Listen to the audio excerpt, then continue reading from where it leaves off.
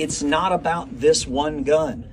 If there is a firearm out there that you're comfortable being shot with, please show me which one it is.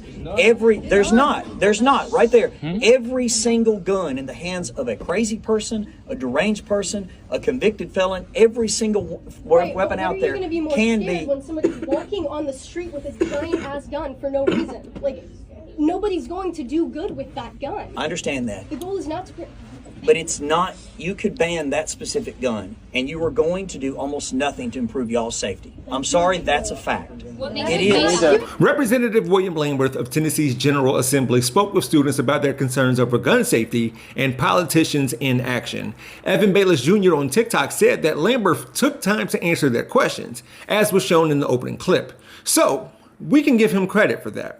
Now, as far as his answers to these teenagers' questions, and they asked good ones, I don't know if Lamberth knows it or not, but he admitted that there's a huge gun problem in America. If he believes that, quote, you can ban that specific gun, referring to AR-15s, and you are going to do almost nothing to improve y'all's safety.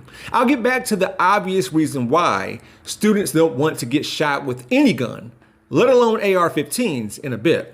But earlier on, Lamberth mentioned that of the 300 plus firearm deaths that occurred in Memphis 2 years ago, the vast majority of those people got shot with handguns, such as the examples he used, a .38 Special and a Glock 9mm, which is a weird way of saying that as part of this country's gun culture, people want to kill so bad and to do so efficiently, I might add, that Americans look for the most powerful weapons designed for killing that can be found. And in this case, any gun will do, if America can't have assault weapons. Lamberth will call these killer Americans, quote, mentally deranged, mainly incapacitated, and criminal. In other words, to him, those with mental health concerns. So, the students, who deserve an endless amount of praise, pointed out that in order to vet or screen the amount of people who have mental health concerns in this country, it will be a huge task that, honestly, Nashville, Tennessee, America, and well, Lamberth's political party isn't going to take on or even willing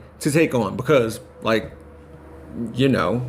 With that in mind, here is Representative Lamberth's proposal. We also had $20 million in the budget, which we're going to increase for hardened school security. Security?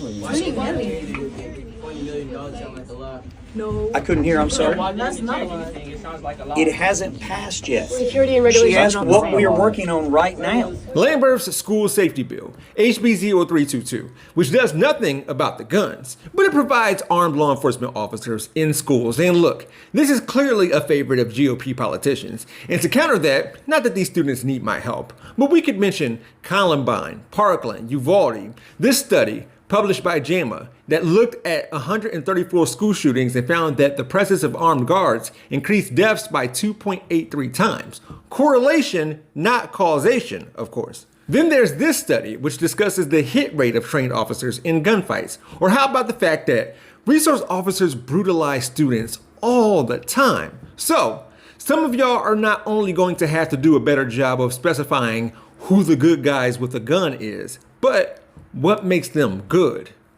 Two things we know can reduce crime: more cops, good guys with guns.